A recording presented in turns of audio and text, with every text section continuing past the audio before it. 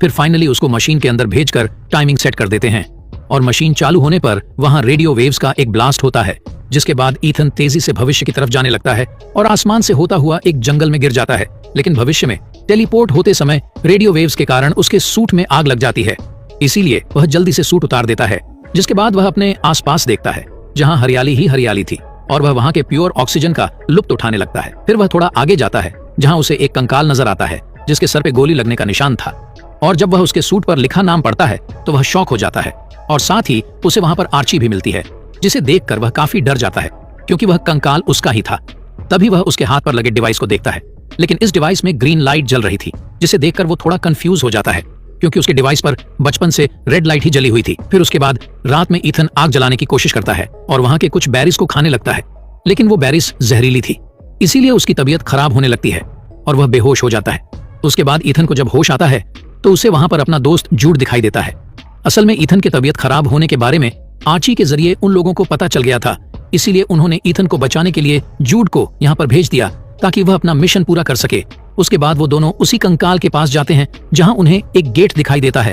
तभी उस गेट में से एक स्कैनर निकलकर ईथन की आंखों को स्कैन करता है, जिससे वहां का गेट खुल जाता है, जिसके अंदर जाने से उन्हें पता चलता है कि ये वही लैब है जहां से वो लोग भविष्य में आए थे, जिससे वो लोग खुश हो जाते हैं कि अब वो लोग वापस जा सकेंगे।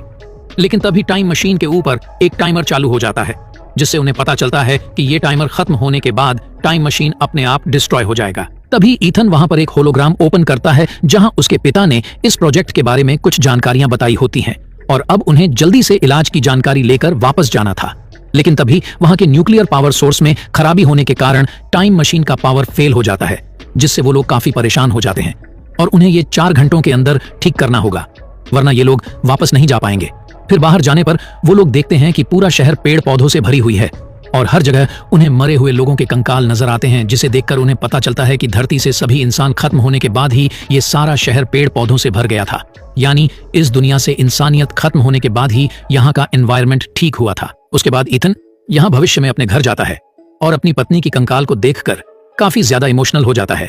तभी वहां पर ईथन भविष्य से मिली आर्ची में आखिरी रिकॉर्डिंग प्ले करता है, जिससे उसे पता चलता है कि जूड ही उसे शूट करके मारने वाला है।